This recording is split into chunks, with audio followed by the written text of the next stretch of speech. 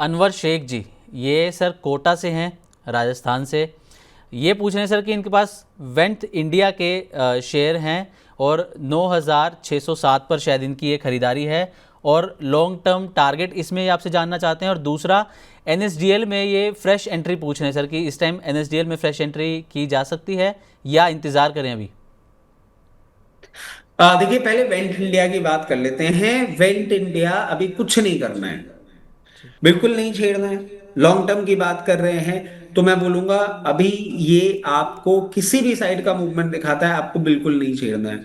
आपने जिस प्राइस पे ले रखा है, यहाँ पे ना तो डाउन साइड में आपको कोई एवरेज करना है। प्राइस आपकी ठीक है, ऑप्टिमम लेवल है, कोई प्रॉब्लम वाली बात नहीं है। बिल्कुल अपनी पोजीशन बरकरार रखें।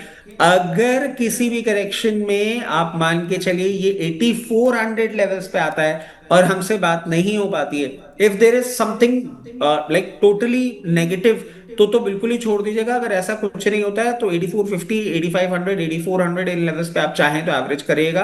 पोजीशन बरकरार रखिए। आपने लॉन्ग टर्म ले लिया है, सबसे पहला लेवल जो दिखता है वो 13,000।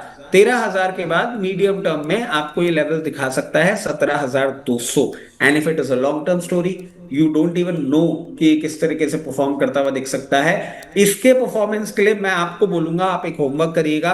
मुरुगप्पा ग्रुप ने जिन जिन कंपनीज को टेक ओवर किया है, वो कंपनीज किस तरीके से और कितनी मल्टीफोल्ड्स बढ़ती हैं, एक बार स्टडी करेंगे, you will get to know your answer. तो अभी बने रहें, कोई परेशानी वाली बात नहीं है। एनएसडीएल देखिए, काउंटर अच्छा है, इसमें कोई डाउट ही नहीं है। और दो ही हैं शेयर जो डिपॉजिटरी में है, एक सीडीएसएल है, एक एनएसडीएल है। NSDL is into institutional business, CDSL is into retail business. Market में जब एक्सट्रीम वॉलेटिलिटी आती है, जब डाउनसाइड आता है, तो रिटेल क्लाइंट्स थोड़े से मार्केट से एग्जिट करते हैं, institutions are here to stay. तो अगर आप इसको लॉन्ग टर्म स्टोरी के तौर पे देख रहे हैं, आपको मैं ये सुझा देता हूं कि एक तो आप बाइंग अपनी कर लीजिएगा कहीं भी 1230 के आसपास।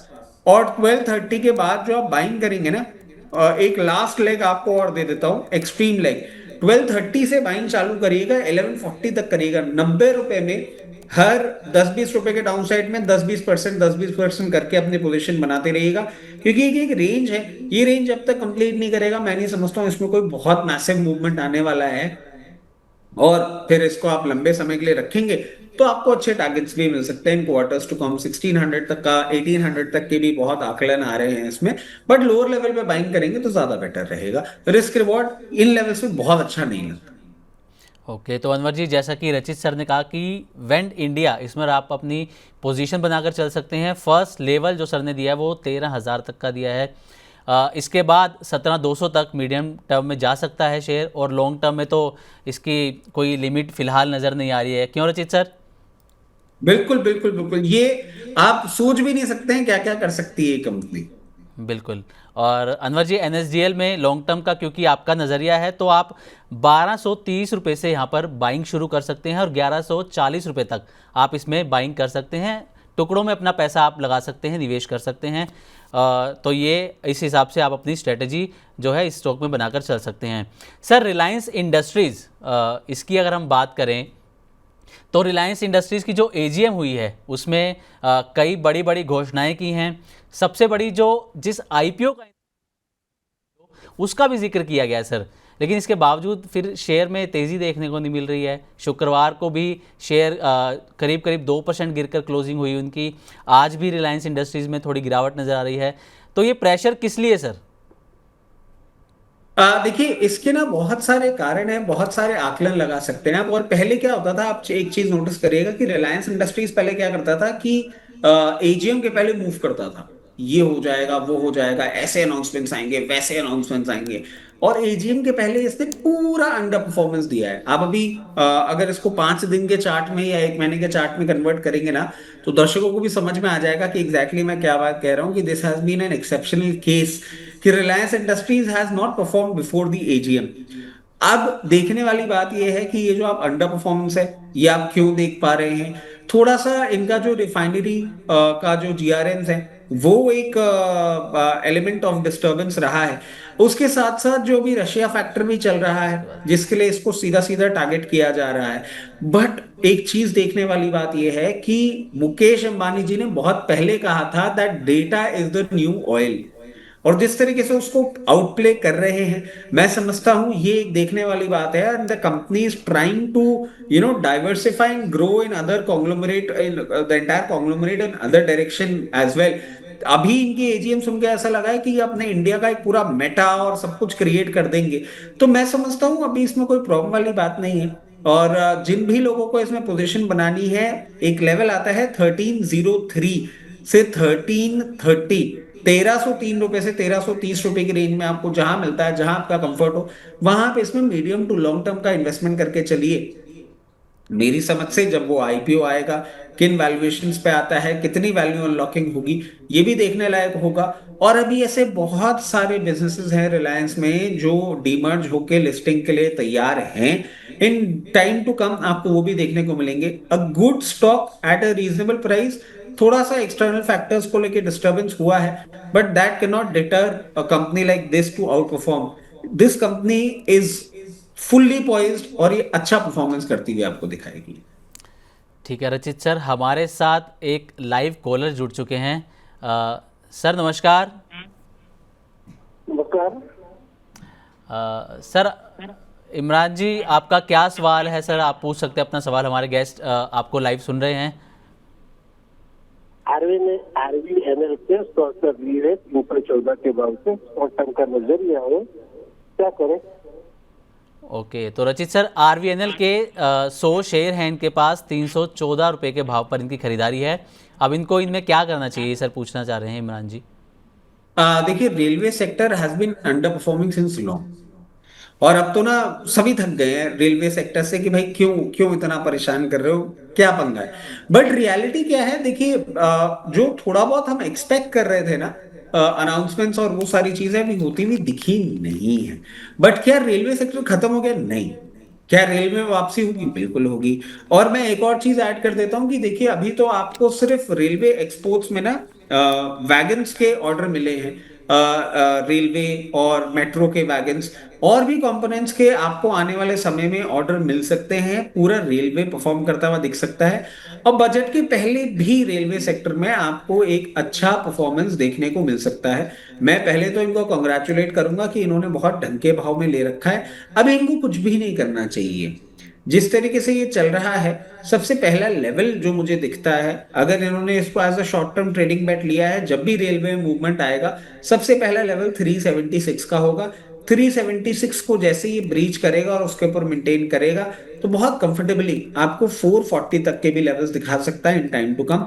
अच्छा स्टॉक है, बने रहें, कोई परेशानी वाली बात नहीं है। अंडर परफॉर्मेंस इतना रहा है ना रेलवे में, और अभी हो सकता है आपको थोड़ा सा डाउन साइड देखने को मिल जाए, जो कि इसको 296 या एक्सट्रीम कंडीशंस में 288 लेवल्स तक भी लेके जा सकता है। But I am talking about in extreme volatility, और कुछ ऐसी सिचुएशन जो मार्केट या हमारे कंट्रोल में ना हो। इसलिए मैं इनको कोई स्टॉप लॉस नहीं सुझाऊंगा, इनको बोलूंगा बने रहें और हायर लेवल पे जहां इनको प्रॉफिट बुक करना हो प्रॉफिट।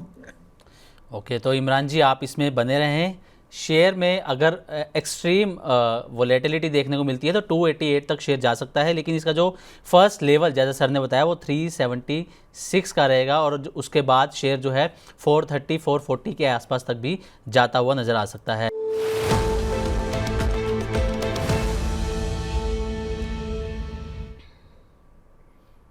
तो चुन चुन के में आप सभी का बहुत बहुत स्वागत है। रचित सर, चुन चुन के सेगमेंट में, इस जो सेगमेंट है इसका हमारे जो दर्शक हैं इनको बेसब्री से इंतज़ार रहता है, क्योंकि इन्हें ये जानना होता है कि जो हमारे गेस्ट हैं, जो हमारे एक्सपर्ट हैं, उनकी क्या टॉप पिक्स हैं। तो सर आपसे आपकी आज की टॉप पिक जानना चाहेंगे, आपका क्या नज़रिया है, किसे आप अपनी टॉप पिक लेकर चल रहे हैं सर? देखिए, मार्केट्स जिस तरीके से पॉइज्ड हैं, मैं बहुत ज्यादा एक्सपेरिमेंटल मोड में बिल्कुल भी नहीं हूं। और एक पर्टिकुलर स्टॉक जिसने लास्ट वीक भी मेरा थोड़ा सा इंटरेस्ट जनरेट किया था, इस वीक भी उसी के साथ मैं जाना चाहूंगा। नाम उसका भी ओला सा ही है, मगर ओला इलेक्ट्रिक नहीं है, वो इलेक्ट्रा ग्रीन टेक है। और मैं एक्सपेक्ट कर रहा हूं कि आपको कुछ ना कुछ पॉजिटिव रिस्पॉन्स अभी आता हुआ दिख सकता है।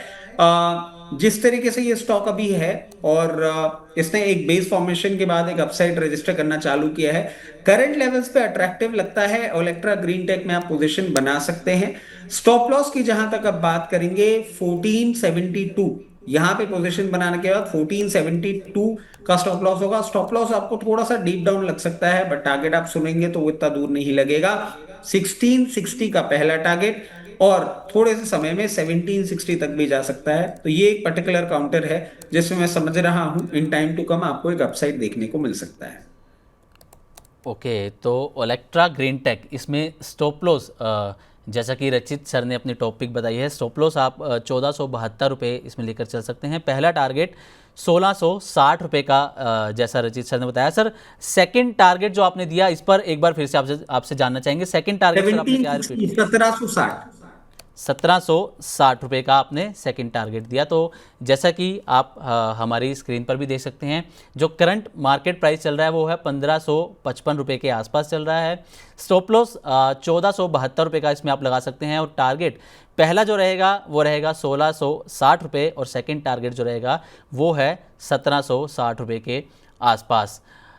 तो सर, इसके अलावा अगर हम और जैसे ग्लोबली अगर हम नज़र डालें, हालांकि हमने शुरुआत में उसके बारे में डिटेल में बात की है, लेकिन ग्लोबली जो तस्वीर बनती हुई नज़र आ रही है, क्या भारतीय बाज़ार के लिए जो चाइना के जो शी जिनपिंग हैं, उनसे नरेंद्र मोदी जी ने मुलाकात की है, पुतिन से मुलाकात की है, जेलेंस्की से जल्दी मुलाकात करने वाले हैं, तो इस सब का जो इम्पैक्ट हम टोटली देख के चलें भारतीय बाज़ार पर, सर किस तरीके से आप इसको देख रहे हैं? देखिए, जैसे कि शो के स्टार्टिंग में भी मैंने कहा था कि ये पॉजिटिव है, ओवरऑल पॉजिटिव है। मच रिक्वायर्ड था कि ऐसे फोर्स के खिलाफ आपको खड़ा होना होगा, तो एकजुट ही होना होगा।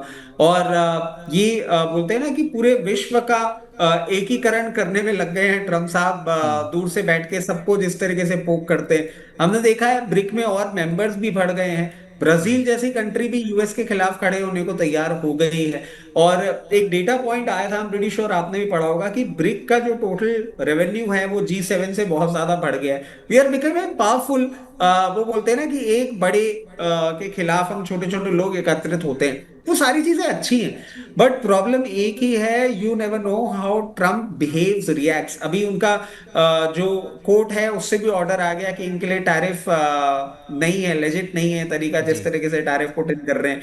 बट एपेलेट कोर्ट में उन्होंने अप्लाई कर दिया, 18 अक्टूबर तक उनको रिप्लाई देना होगा। So there many things happening. मैं ये नहीं कह रहा कि सिचुएशन पॉजिटिव नहीं है, सिचुएशन पॉजिटिव है, but the best way to approach the market is stay cautious. और जो ट्रेडिंग बेट्स हैं उनमें स्टॉप लॉसेस भी लगाएं, टारगेट्स थोड़े रीजनेबल रखें। कोई यूफोरिक मैजिक नहीं होता हुआ अभी दिख रहा है। If you are an investor, look for possible downsides, जैसे कि पिछले हफ्ते आपको थोड़ा देखने को मिला, और उनमें अपनी इन्वेस्टमेंट बेट्स जो हैं वो जरूर आप इन्वेस्टमेंट करें। इन लॉन्ग टर्म डेफिनेटली अच्छा पैसा आपको बनता हुआ दिख सकता है। सर, व्यूअर्स का एक सवाल ये भी है कि जो इस वक्त हालात चल रहे हैं जियोपॉलिटिकल, या इंडिया में जो फिलहाल हालात हैं, उसके हिसाब से फिलहाल बाज़ार में कहाँ पैसा लगाना चाहिए, किस सेक्टर में दाव लगाना इस वक्त ठीक रहेगा? देखिए, सेक्टर की अगर हम बात करते हैं ना, तो वही 15 अगस्त से हम क्यूज लेके बाहर आते हैं। गवर्नमेंट फुल केस सिनेरियो बना रही है कि हम ही बनाएंगे, हम ही बेचेंगे। और हम क्या बना रहे हैं, जो बहुत अच्छे ढंग से बना रहे हैं, one is auto, one is जी एफएमसीजी, और कंज्यूमर ड्यूरेबल्स की आप बात कर लें। उसके अलावा अगर आप सेक्टर्स की बात करेंगे, अंडर परफॉर्मिंग सेक्टर है आपका डिफेंस। बहुत चला था पहले, फिर ऑपरेशन सिंदूर हुआ, ऑपरेशन सिंदूर के बाद से अंडर परफॉर्मेंस देखने को मिल रहा है। But there are good picks, good stocks in defence, उनको आप लोअर लेवल पे अपने पोर्टफोलियो में डाल सकते हैं।